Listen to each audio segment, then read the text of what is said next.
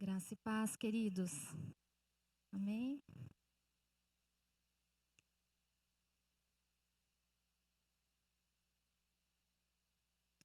Será que alguém pode fazer um favorzinho de desligar esse ventilador aqui?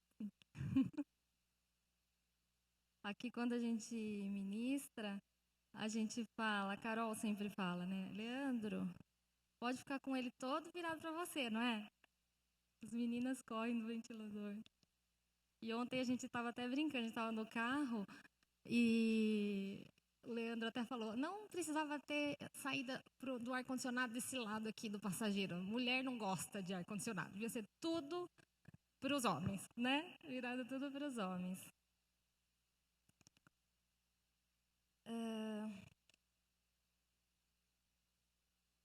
Eu confesso que sempre que eu sou convidada para ministrar, é com muito temor, assim. Não que eu não tenha temor nas outras coisas, mas eu acho de uma responsabilidade muito grande. Pode se sentar, tá bom? E eu não tenho uma facilidade, assim, para preparar uma palavra com a mesma, assim, com o mesmo tempo que eu vou tirar uma música, por exemplo, também dá trabalho. Mas é um pouco mais tranquilo, eu estou mais familiarizada, vamos falar assim, para tirar uma música, preparar um repertório, que também, assim, dá um trabalhinho. Eu não faço também um repertório super rápido, eu sempre falo isso pro Beto, mas é com temor que eu tô aqui para compartilhar uma palavra que Deus trouxe ao meu coração, está ministrando ainda. E eu quero começar lendo Romanos 12, 2. Não precisa projetar, tá, Sândaro, agora? E quem trouxe a Bíblia? Alguns até já conhecem de cor, né? Romanos 12, 2.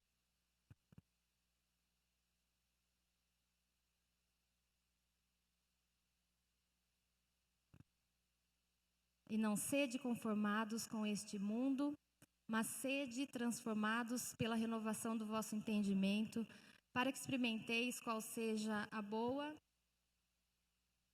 agradável e perfeita vontade de Deus. Eu queria que você fechasse seus olhos mais uma vez. Deus querido, fala conosco nesta noite e que nós estejamos abertos para aquilo que o Senhor quer fazer na nossa vida. Nós nos colocamos diante do Senhor nessa hora. Nos rendemos e te agradecemos por esse tempo, por esse local. Te agradecemos porque podemos ouvir a tua voz. Em nome de Jesus. Amém. Amém? Pode projetar, tá bom, Sândaro? Original ou fake? Esses dias eu estava lá na casa da minha mãe. Aí eu estava lá sentada na mesa. E isso aqui estava lá em cima. A Alissa gosta. Eu gosto também. Confesso que eu como junto. E aí me chamou a atenção, né? Isso aqui. Vou só pegar tudo que eu trouxe. A gente estava conversando na mesa, assunto. Nem sei o que era. Jogando papo fora, assim. Né? Conversa, assim. Aí eu bati o olho nisso aqui e falei, nossa, sucrilhos original. Por que será que tá escrito isso? O que eles quiseram? Eu nunca isso saltou pra mim, né? Nesse dia, eu não sei se dá pra ver, sabe? Original. Aí nesse mesmo dia, eu peguei uma dessa pra comer. Olha só como são as coisas. E aí aqui também está escrito Clube Social, bem grande, original. Dá para ver? E o Beto gosta disso aqui. É um amendoim japonês. Está escrito amendorato, o original. E aí, foi a partir daqui que essa palavra começou a nascer. Eu gosto de contar como as coisas nascem, como as coisas vêm, como é que Deus chama a nossa atenção, né, para algumas coisas. E aí, eles, na hora que eu fiz esse comentário, né, começaram a falar, o Beto, a Laís, né, o Leandro, deve ser porque é o original, as outras coisas, né, têm parecidos, mas não é de onde veio a ideia, né? E aí eu troquei uma ideia com o Cris e ele disse que é isso mesmo, que as empresas, elas colocam isso porque é uma forma de dizer que eles são os primeiros, e os demais são imitações. No caso, podem até serem muito boas, mas não são verdadeiras. Também pode ser por mais bem feito e parecido que seja, não é original. Foi quem começou com a ideia. Né? Então, as empresas colocam isso para diferenciar. E o interessante é que o Cris até comentou comigo daquelas bisnaguinhas que tem a Panko e a Pancuma e a Seven Boys, né? É que eu não trouxe a imagem, né? Esqueci. Mas em uma está escrito original e na outra está escrito originais. E aí eu fiquei olhando, falei, qual que é agora, hein? Qual é? Aí a Seven Boys é original desde 1950, acho que é isso mais ou menos. Então, esses foram eles que começaram. Então, você está vendo como a gente né? Facilmente enganado, né? Assim, às vezes. Uma vez, quando a gente era criança, meu pai trouxe isso aqui e não era sucrilhos, acho que nem tem mais, mas era igualzinho na embalagem. Eu até não lembro o nome. Ele trouxe, ele foi enganado no supermercado e a gente gosta desse. Acho que era um desenho bem parecido, a caixa era azul e até a gente abriu, quando a gente comeu, a gente falou, não é, né? E aí depois que a gente foi ler. Então, existem muitos produtos que são parecidos, com nomes até similares, né? Pode ir para o próximo slide. E que não são, né? Ah, não dá para ler, né? Mas aquele Nike ali, por exemplo, está escrito NK. Falta o I. O chinelo, né? Aí tem um videogame ali onde está uma mãozinha, não sei, também acho que não dá para ler, mas está escrito Polystation. Naturela, que é a imitação da Nutella. E aí tem algumas coisas aí. A Sony, olha só a pilha Sony. Está escrito SQNY. E as LOL, né? Uma vez a gente estava numa feira, eu não lembro se era de Malha, não lembro que cidade, Jacutinga, não sei. Eu sei que aí a Lissa quis, porque quis comprar uma LOL que estava vendendo na feira, mas a gente sabia que não era a LOL original porque era mais barato, né? Ela quis porque quis. Daí a gente comprou. Aí chegou em casa, ela falou, mãe, não sai o sapato, porque a LOL ela vem a roupinha, vem mamadeira, chupeta, né? Quem tem criança sabe, que elas gostam de vestir, tirar, vem com um sapatinho, tudo, tiara. Ela falou, esse sapato não sai. Aí eu fui ver, o sapato era pintado. E ela falou, e essa LOL é dura. Porque a LOL verdadeira, ela é bem molinha, né? Então, você vê, nem a criança é enganada com um brinquedo, né? Que tem original e tem as parecidas. Pode passar, Sandra. Eu queria ler aqui com vocês essa versão aqui, ó, que eu li no começo. Não sede conformados com este mundo, mas sede transformados pela renovação do vosso entendimento, para que experimenteis qual seja a boa, agradável e perfeita vontade de Deus. Pode mudar. Nessa outra versão aqui, não vivam como vivem as pessoas deste mundo, mas deixem que Deus os transforme por meio de uma completa mudança da mente de vocês. Assim vocês conhecerão a vontade de Deus, isto é, aquilo que é bom, perfeito e agradável a Ele. Pode mudar. Nessa versão viva não imitem a conduta e os costumes deste mundo, mas seja cada um uma pessoa nova e diferente, mostrando uma sadia renovação em tudo quanto faz e pensa. E assim vocês aprenderão de experiência própria como os caminhos de Deus realmente satisfazem vocês. Pode passar? E aí, 2 perguntas que eu queria fazer para nós. Temos sido verdadeiramente discípulos de Cristo? A Bíblia tem sido meu GPS de vida? E nessa primeira questão, a gente sabe que em Romanos 8, 29 diz que nós devemos ser conforme a imagem do Filho de Jesus. E aí a gente se pergunta, tenho sido verdadeiramente, autenticamente a imagem de Jesus Cristo? E para isso, lâmpada para os meus pés é a tua palavra, luz para o meu caminho. A Bíblia, a palavra de Deus tem sido o meu manual de vida, o meu GPS que tem me dado a direção e é por onde eu tenho caminhado, tenho seguido a rota que a Bíblia tem me dado, tem me mostrado, tem iluminado o meu caminho. E não tem como não citar um texto, não precisa abrir. Eu vou ler aqui, de Apocalipse, que vocês conhecem também.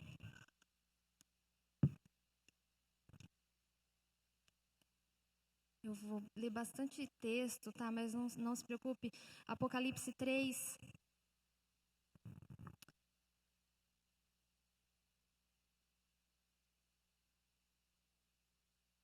É uma carta, a partir do 14, à igreja de Laodiceia. Olha só.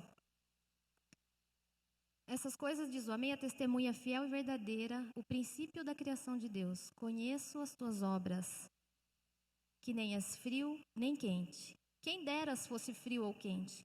Assim, porque és morno e nem és frio ou quente, estou a ponto de vomitar-te da minha boca. Pois dizes, estou rico e abastado, e não preciso de coisa alguma, e nem sabes que tu és infeliz. Sim, miserável, pobre, cego e nu. Aqui, a igreja de Laodiceia, ela se considerava abastada, que não precisava de nada, e ela não se dava conta da sua própria miséria. Então, às vezes, nós temos uma percepção da gente, de quem nós somos, né? Ou, enfim, que não precisamos de nada e não nos damos conta de quem somos, não nos damos conta da nossa miséria. E quando a gente fala em discípulo, né? Pensando na história aqui dos discípulos de Jesus, necessariamente discipulado implica relacionamento. Então, no caso de ser discípulo de Jesus, implica um relacionamento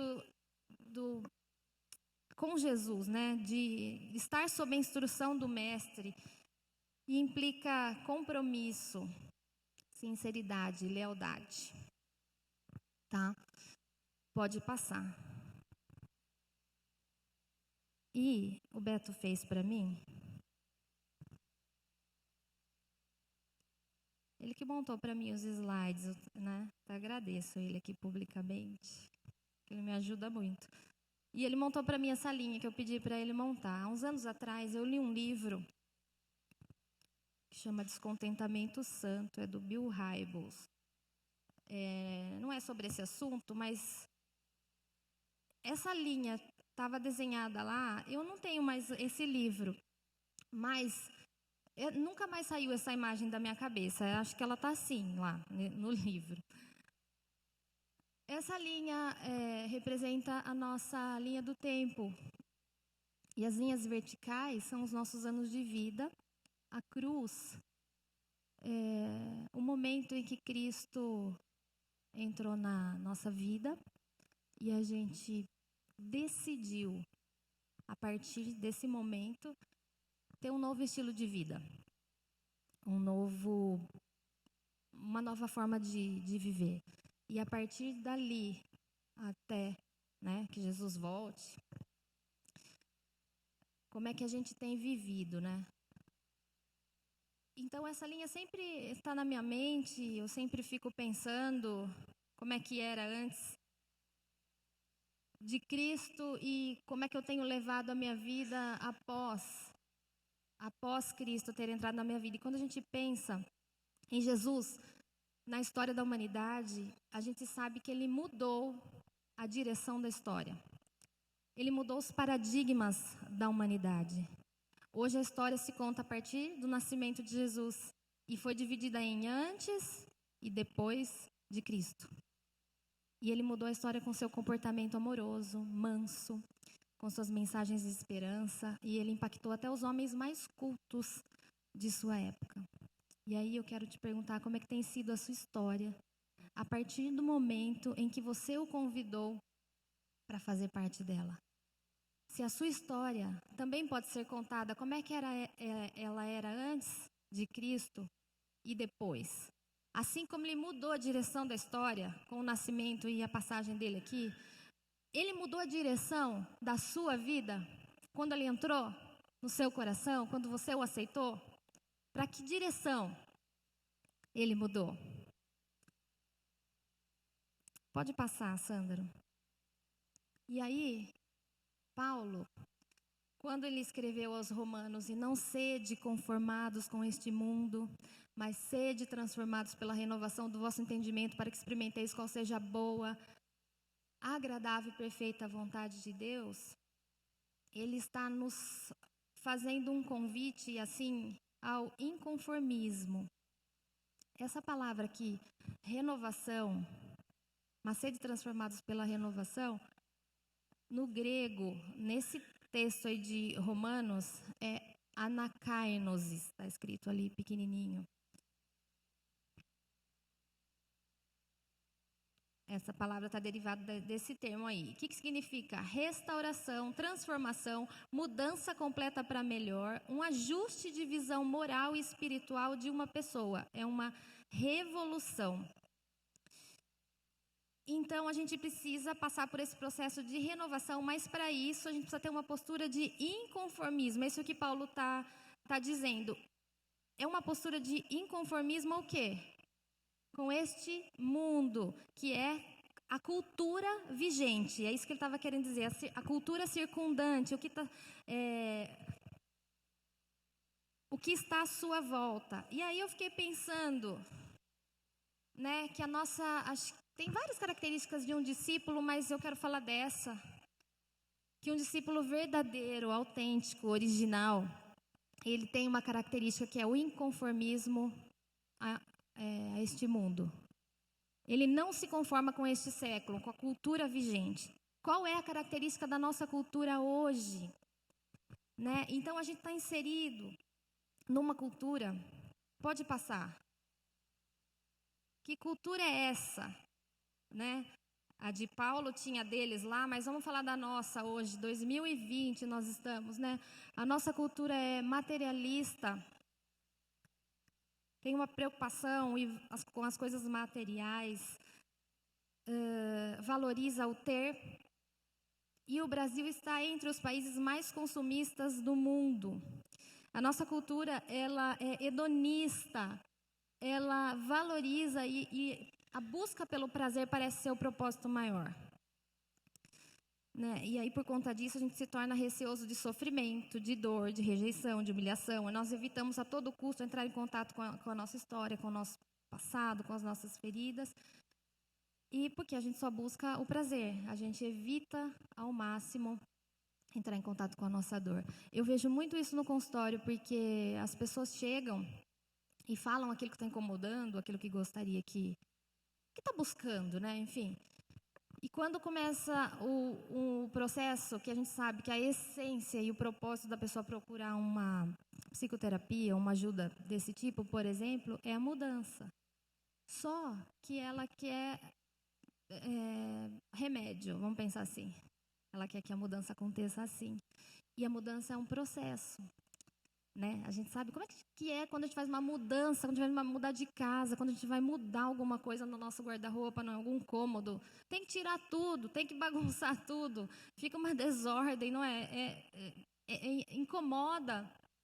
E depois as coisas entram no lugar. Então, mudança ela é desconfortável, não é? E eu vejo que não são todas as pessoas que estão dispostas a entrar num processo de mudança, porque eu quero um remédio, porque eu quero me livrar desse sofrimento, né?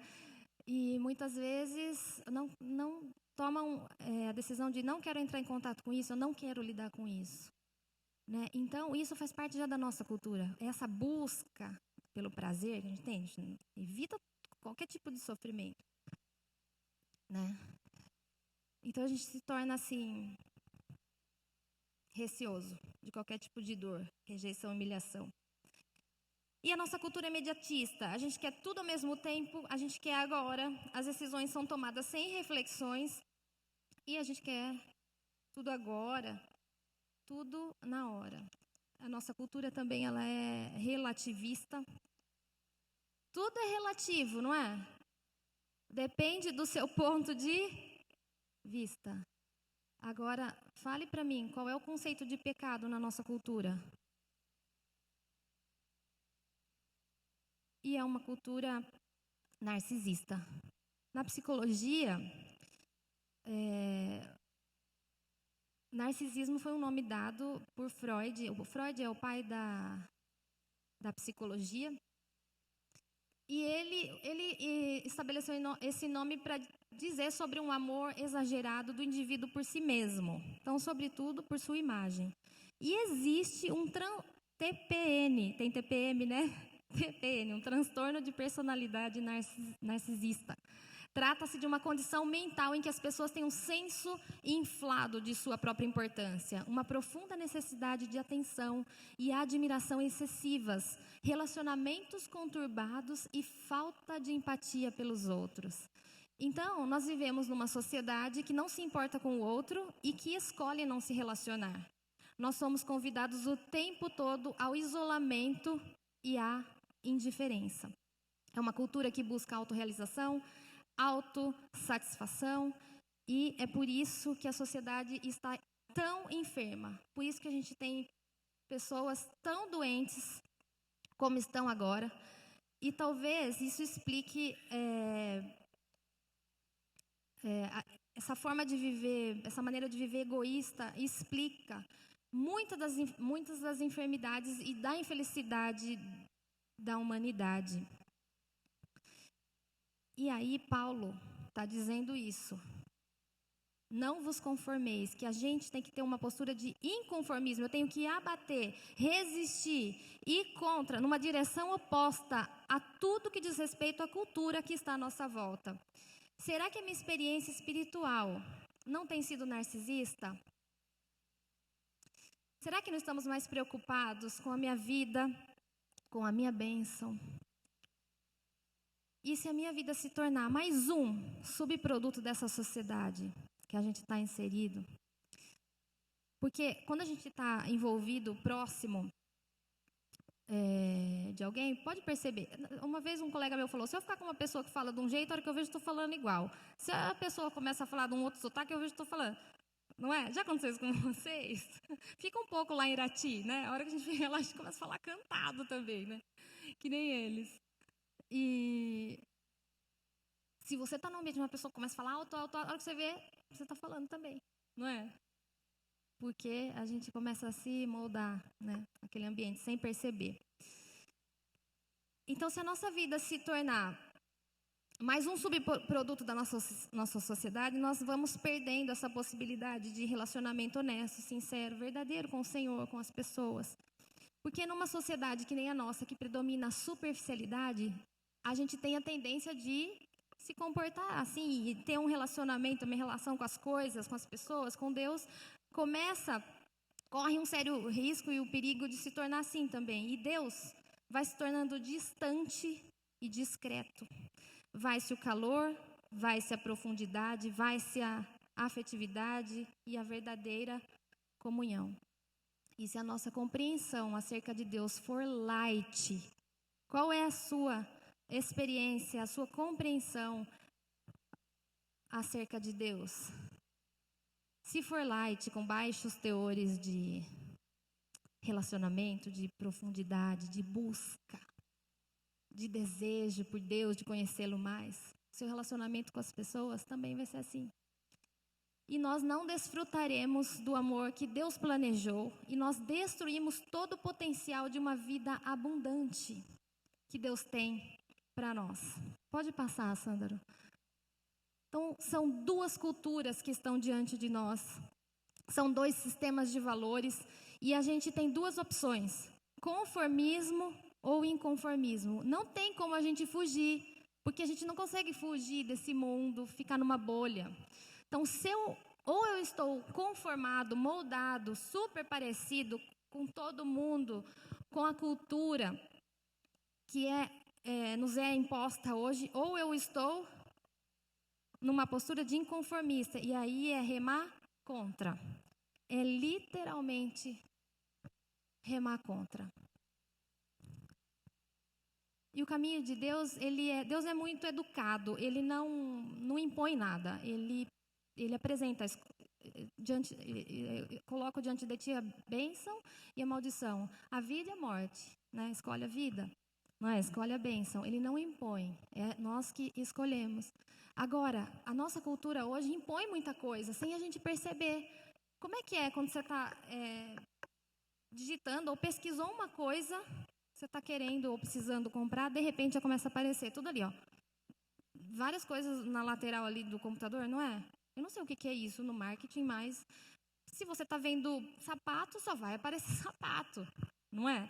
Outro dia minha amiga falou que ela nem pesquisou, parece que ela falou que ela precisava comprar alguma coisa e começou a aparecer no celular, né?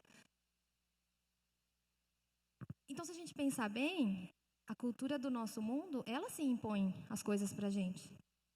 Deus não. Deus não impõe. E aí, pode passar. Somos chamados a um inconformismo, pode passar. Diante dessa cultura, né, que a gente está, que eu acabei de dizer, como é que a gente tem essa postura de inconformismo? Então, como é que eu não me conformo em relação ao materialismo, que é essa valorização do ter? É buscando as coisas do alto. E eu quero ler aqui, não precisa abrir, Mateus 6, 19, 21, diz: não ajunteis tesouros na terra, onde a traça e a ferrugem tudo consomem, e os ladrões minam e roubam. Mas ajuntais tesouros no céu, onde nem a traça, nem a ferrugem consomem, e os ladrões não minam nem roubam. Porque onde estiver o vosso tesouro, aí estará também o vosso coração. Filipenses 4, de 11 a 13 diz: porque aprendi a viver contente em toda e qualquer situação. Sei o que é passar necessidade, sei também o que é ter em abundância. Aprendi o segredo de toda e qualquer circunstância, tanto de estar alimentado como de ter fome, tanto de ter em abundância como de passar necessidade.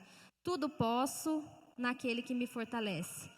Então, que postura eu tenho que ter diante de uma sociedade que valoriza ter? É desenvolvendo um estilo de vida de simplicidade, generosidade e contentamento. Eu não estou dizendo aqui que não é digno eu lutar e buscar por uma casa própria, por uma roupa boa, enfim, né? Isso tudo é digno, mas essas coisas não podem tomar primazia no nosso coração. Muitas vezes a busca por essas coisas está desfocada. E às vezes nós cuidamos mais das coisas do que da nossa vida interior. Estamos muitas vezes mais preocupados com o número dos nossos seguidores no Instagram, nas redes sociais, do que com a nossa imagem perante Deus. Muito mais preocupados com o que as pessoas estão pensando do que com o meu caráter. E às vezes, essa coisa de ter coisas dá uma falsa impressão de que a gente se sente um pouco mais valorizado, né? De parecer, né? E ter razão. Tem gente que briga, entra numa discussão e aquilo não termina se a pessoa não achar que ela ganhou, dela achar que ela tem razão. Escolhe a bênção. E nunca se esqueça de que nós somos cidadãos dos céus. Você é cidadão do céu. E a lógica do reino é totalmente inversa à lógica desse mundo. A lógica dessa cultura que a gente está inserido. A lógica é invertida. Aquele que quer ter, precisa dar. Aquele que quer ganhar a sua vida, precisa perdê-la. E aquele que quer chegar ao máximo, precisa renunciar tudo. E isso só tem a ver com você, se você é filho. Filho, o pai corrige, porque ele ama, ele quer o melhor. E se você quer verdadeiramente, tem esse desejo de ser um discípulo verdadeiro. Porque hoje, nós temos e vemos muitas pessoas, ao mesmo tempo que o evangelho, o cristianismo tem crescido de uma forma assim estrondosa, isso é uma bênção. A gente vê que em paralelo tem tido um esfriamento dessa busca verdadeira e de expressar e realmente sermos sal e luz, fazermos a diferença. Porque muitas vezes a gente tem visto o cristão sem sabor. Não fazendo a diferença na casa dele, na escola, no trabalho, onde Deus tem colocado. E às vezes as coisas não vão bem na nossa vida porque o nosso homem interior está destruído. E aí o que a gente faz em relação à busca pelo prazer? Tome a sua cruz. Eu não enxergo ali o versículo, mas eu tenho aqui, peraí. Lucas 9:23. Se alguém quiser vir após mim, negue-se a si mesmo e tome a cada dia sua cruz e siga-me. Numa sociedade que evita a todo custo qualquer dor, sofrimento, angústia, humilhação, rejeição, a proposta do cristianismo na contramão é tomar a cruz. Eu não estou falando que é uma vida de sofrimento. O sofrimento existe porque ele já faz parte, né? A gente faz parte do mundo caído, ele já faz parte da nossa condição humana. A diferença é passar pelo sofrimento com Jesus. E esse caminho de tomar a cruz é um caminho de renúncia. É um caminho de sofrimento, muitas vezes. É um caminho de dor, é um caminho de rejeição, de humilhação, muitas vezes, de entrega. Então, se eu quiser vir após Jesus, é esse caminho. É entrar em contato com as minhas dores, é entrar em contato com as minhas feridas, é entrar em contato com o meu passado. Se eu quero uma mudança, eu preciso lidar com coisas que não estão bem resolvidas, não estão bem elaboradas. Eu preciso me submeter às mãos do oleiro para que ele transforme. E às vezes esse curar, o remédio que Jesus coloca, o remédio que a gente tem que tomar é ruim. Às vezes a Alissa, o mês passado, estava com dor de ouvido, precisou tomar antibiótico 10 dias e para ela foi assim, um martírio ter que tomar 10 dias, 2 vezes no dia aquilo lá, porque ela falava que era horrível. E às vezes é ruim, o remédio é amargo. E muitas vezes passar pelo processo de cura, de transformação, eu tenho que passar pelo processo, não é assim, né? eu tenho que me submeter a isso. Então é tomar a nossa cruz. Ao contrário dessa sociedade nossa que é só, eu vou buscar aquilo que vai me fazer bem. Se está bom para mim, eu faço. Se não, estou correndo disso. E aí? Sentir-me bem no meio disso tudo é dar as costas para minha família, muitas vezes? É viver no achismo, segundo eu mesmo, segundo as minhas próprias regras? É viver na lei do mínimo esforço? Lembra bem, quando a gente pensa naquela linha do tempo, onde você estava quando Deus te chamou, quando Deus te alcançou? De onde Ele te tirou? E lembra que Ele deu o seu melhor. Diante de uma sociedade onde predomina o imediatismo, permaneça fiel. Ninguém sabe esperar, ninguém tem paciência. E aqui eu coloquei Lucas 11, 9. Continue pedindo que vocês receberão. Continue procurando que vocês acharão.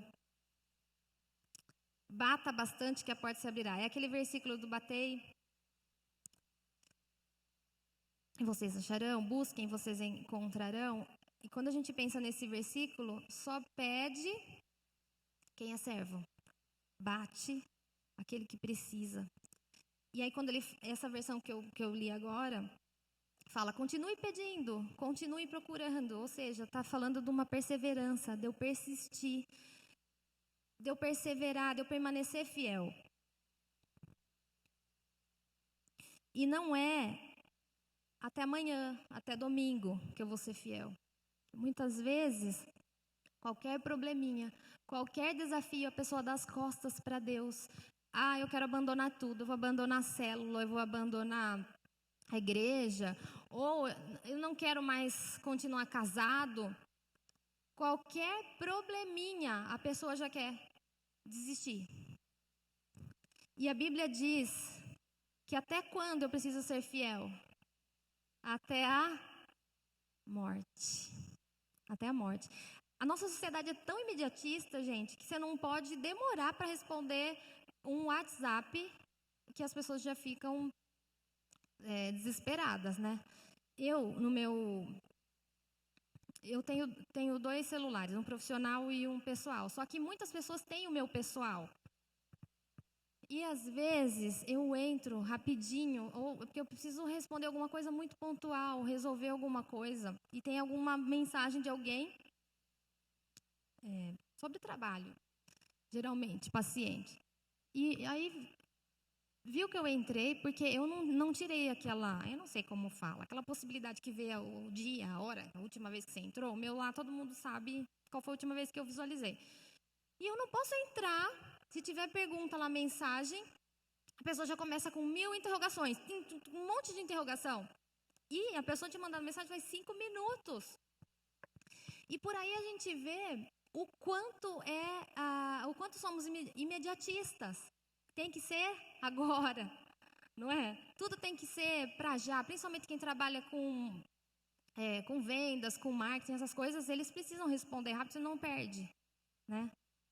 Perde a venda, é assim, não é? Infelizmente. E a gente acaba entrando, porque entra nessa loucura. É uma loucura a gente pensar, né?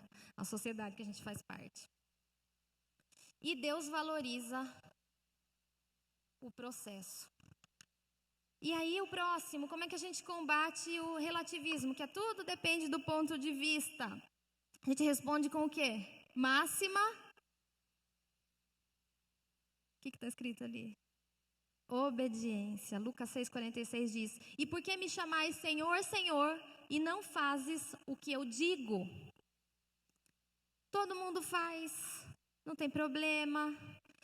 Eu fiz porque eu fui pressionado.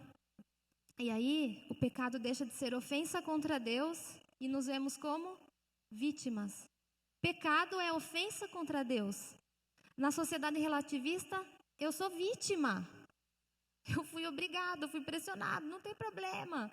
Não tinha o que fazer, não é? E aí eu não me vejo como ofensor mais.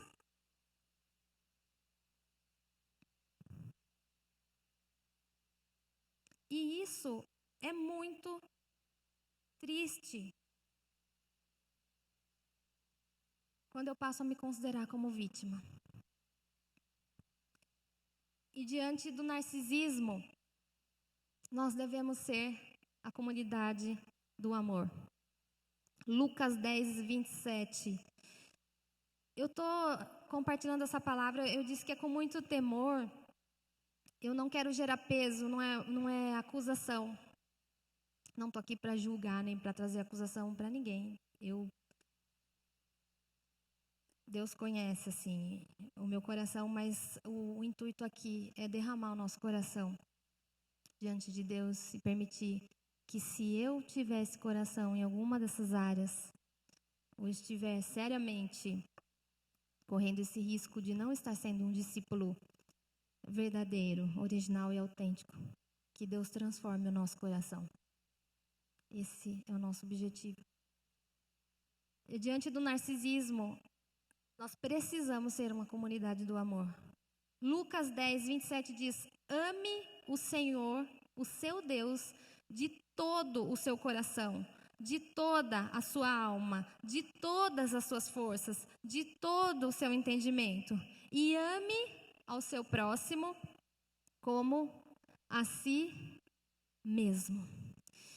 E aí, eu até comentei um pouco antes aqui, se nós não estamos tendo uma experiência narcisista, se a nossa espiritualidade com Deus não tem sido narcisista, eu falei, a gente está mais preocupado com a minha bênção, com a minha vida. E eu acredito que a gente começa a mudar isso a partir das nossas orações. Quando a gente começa a prestar atenção no tipo de oração que a gente faz. Se a gente pensar na oração do Pai Nosso, como ela é? Pai Nosso, que estás nos céus. Vamos orar, ora, gente. Santificado.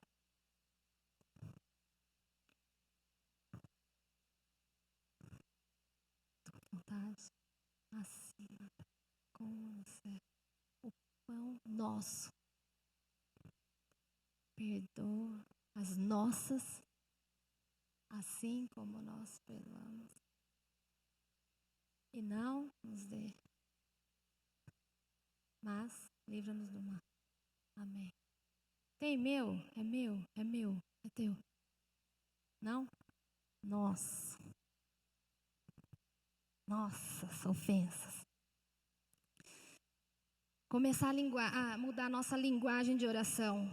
Orar pela nação, pela cidade.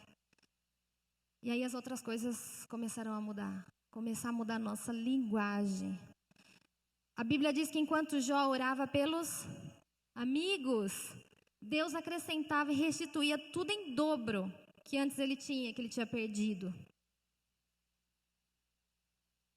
Mateus 5,44 diz: amai os vossos inimigos, bendizei os que vos maldizem, fazei bem àqueles que vos odeiam, e orai pelos que vos maltratam e vos perseguem, para que sejais filhos do vosso Pai.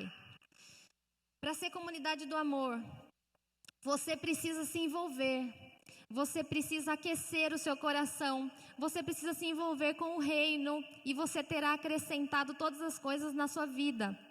Você precisa se posicionar, porque aquilo que nos une é maior do que aquilo que nos separa.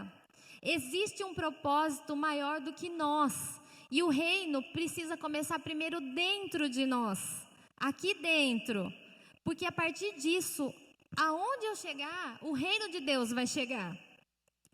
E Sândaro, pode mudar. Isso aqui, quando você pensa na sua história, eu quero que você pensasse de qual história a sua história faz parte. Quando você pensa nisso, a sua concepção muda completamente. A Lisa trouxe a lição dela hoje da classinha, é muito bonitinha. É sobre Abraão, e tem um Abraão assim, no desenho lá, ele está desenhado assim, ó. Tem um espaço aqui, e a tarefa era,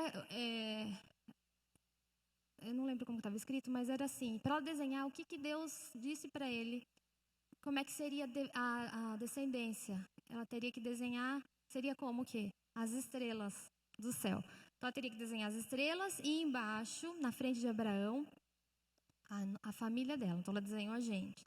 Então tinha Abraão, assim, que é a promessa que Deus fez para ele, da descendência, terra, bênção, vida. Eram para toda a descendência de Abraão. E aí ela desenhou eu, o Beto, a Antonella e ela. A gente na frente de Abraão. É profético, né?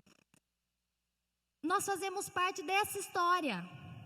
O que Deus disse para Abraão, Ele disse para mim, disse para você, disse para sua família. Agora, essa sua história aqui está inserida dentro de uma história maior. A Bíblia, ela não é um ciclo. A Bíblia tem começo, tem meio e tem fim. Começa com a história da criação, tem todo o desenrolar lá, né, dos reis, do povo, da libertação, levanta um rei e outro. Enfim, com Jesus, os discípulos, a gente, isso vai concluir quando ele vier buscar a igreja. Nós fazemos parte dessa história. Eu não tenho só uma história que eu nasci, eu vou buscar uma profissão, eu vou casar, eu vou ter filhos e acabou. Eu faço parte, eu e você, de um propósito maior. A minha história está dentro de uma história maior. Quando eu penso isso, a minha forma de se relacionar com as pessoas muda. Porque eu começo a ter essa postura de obediência à Bíblia de uma forma diferente, de uma forma profunda. O meu andar sobre a terra passa a ser diferente. Eu passo a andar com mais cuidado, eu passo a ter mais cuidado com a minha fala, com o que eu falo, com a forma que eu olho para as pessoas. Muitas vezes nós temos um olhar reprovador, um olhar crítico, um olhar de acusação, não é? E a mulher, eu não sei se tem ainda. Hoje eu estava no mercado e eu estava com a Antonella e veio uma menininha, começou a olhar ali. A Alissa assim, olha a menina. A Alissa assim, olha a menina, o jeito que está olhando a Antonella. Eu falei, Alissa, não precisa apontar o dedo. E a mulher tem um hábito, não é? De olhar a outra, como que é? De baixo para cima, cima para baixo. Tem esse hábito ainda? Que hábito é esse?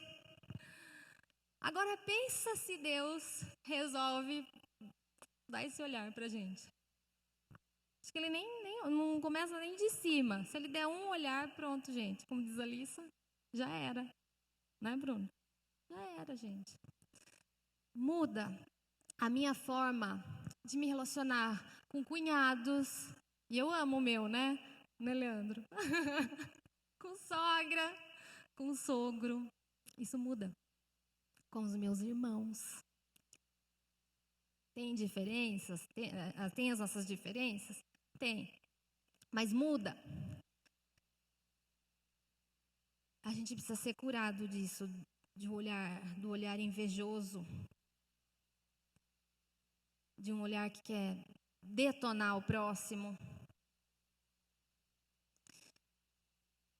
A nossa postura começa a ser diferente, o nosso andar. Quando a gente se dá conta de que nessa caminhada sobre a terra, nós um dia prestaremos contas dos nossos atos. Todos os nossos atos, qualquer coisa que a gente faça, qualquer coisa, um dia nós prestaremos conta.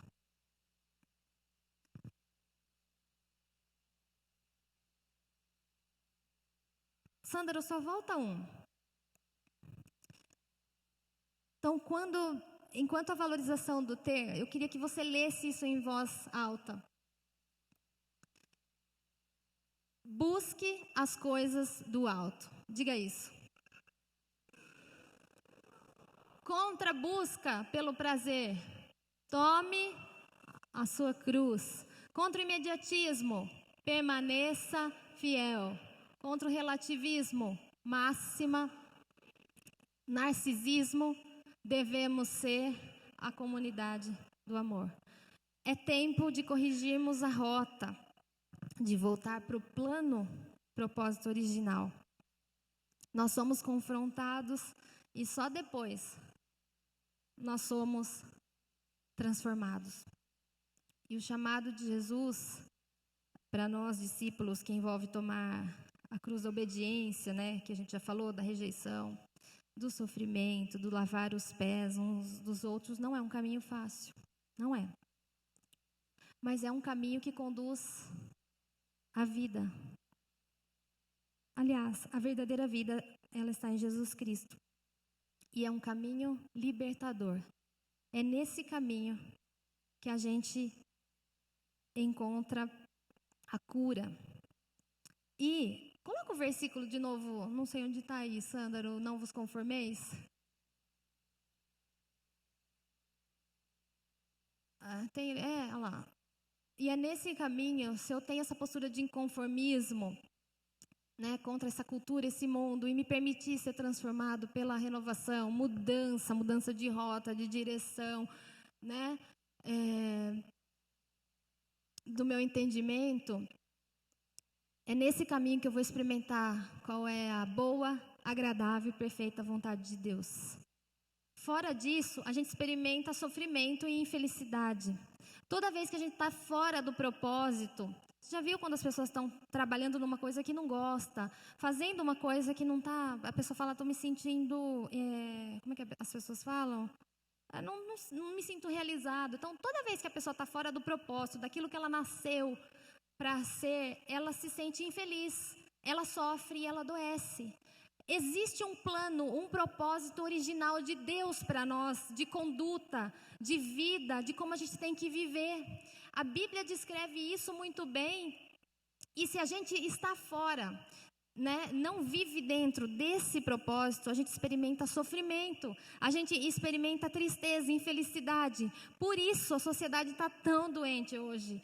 Com essa cultura que está mais doentes, quando eu volto para a rota, certo, a minha direção, eu começo a encontrar vida, eu começo a encontrar libertação, cura. É nesse caminho, dentro desse plano, desse projeto, desse propósito original de Deus. Para mim, é que eu consigo entrar e viver essa boa, perfeita e agradável vontade de Deus. Como é que eu corrijo a rota de um caminho autêntico, verdadeiro, original? Confissão e arrependimento é o primeiro passo. Davi descreveu muito bem isso, um coração contrito e quebrantado. Quando ele se colocou diante de Deus, ele reconheceu quem ele era. E ele escreveu um dos salmos assim, mais bonitos, que eu já estou encerrando aqui.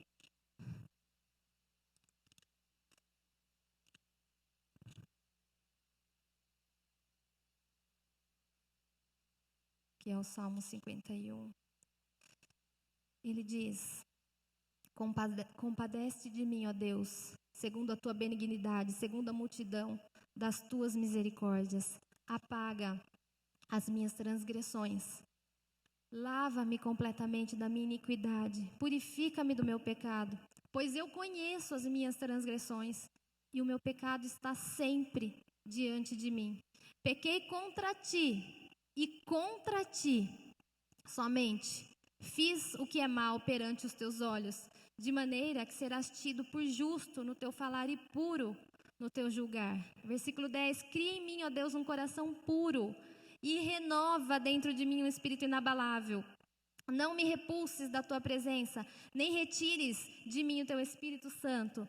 Versículo 17: sacrifícios agradáveis a Deus são um espírito quebrantado, coração compungido e contrito, não desprezarás, ó Deus. A Bíblia também diz que Deus se importa com aqueles que o adoram em espírito e em verdade. Verdade. Original. autêntico, discípulo verdadeiro, fiel. E Davi, quando ele se colocava diante de Deus, ele não se justificava. Ele falava: pequei contra ti, pequei. Ele não falava isso: olha, me pressionaram, ai, porque eu fiz isso por isso. Não se colocava como vítima. De maneira nenhuma, ele se voltava aos pés do Senhor. E quanto mais ele se colocava diante do Senhor, mais ele reconhecia a própria miséria. Volte-se aos pés do Senhor. Mulheres, orem ainda mais por seus maridos, e eles se levantarão com fé diante do Senhor. Alimente o desejo ainda mais por amar a palavra, por ler a palavra. A pastora Helenice falou isso semana passada. Tenha interesse pelas coisas do alto. Tenha interesse por se envolver. Se envolva com a igreja, se envolva com os irmãos, se envolva com as pessoas, se permita ser trabalhado. Nós somos vasos, a Bíblia diz, vasos de barro nas mãos do oleiro, carregamos dentro de nós um tesouro preciosíssimo que é o Evangelho. Só que para que o Evangelho seja manifesto, produza a transformação, o vaso precisa continuar sendo barro, permitindo ser trabalhado. E muitas vezes nós estamos mais preocupados com a aparência do vaso, com a estética do vaso. O mais importante é o conteúdo do vaso, é o Evangelho. Cristo dentro de nós. Ore pelos seus filhos, ore com os seus filhos. Coloque, a Bíblia diz, põe a tua casa em ordem. E eu digo isso aqui literalmente, a sua casa mesmo, externa, a sua casa. E a sua casa aqui, sua casa interior. Ore, Senhor, usa os meus filhos para a tua glória. Perdoem. E se você fizer algo para alguém, na lógica do reino, não espere receber. Não sirva com a intenção de ser o maior. Apenas sirva. Pratique a generosidade. E isso envolve muitas coisas. Essa questão de generosidade não é somente dar. É dar o seu tempo. Aquilo que Deus colocar no seu coração. Porque não é quantia. Quando você tem um coração doador, um coração generoso, é você estar dando o seu coração para o Senhor. E se você se comprometer com essa conduta, com esse reino, com essa proposta de Deus, Deus será com você e Ele vai manifestar graça na tua vida. E eu encerro aqui com Ageu 2:9, que a glória dessa segunda casa, desta segunda etapa, dessa sua caminhada agora, será maior do que a primeira. Há uma glória maior que está sobre a sua vida hoje, se você quiser, se você escolher a vida, se você escolher a bênção, se você escolher ser verdadeiramente um discípulo que ama intensamente o Senhor Jesus de todo o seu coração. Amém? Ele coloca diante de você 2 caminhos, 2 culturas, 2 posturas, conformismo ou inconformismo, vida ou morte, bênção ou maldição. E mais uma vez, escolha a vida. Amém? Pastor Paulo.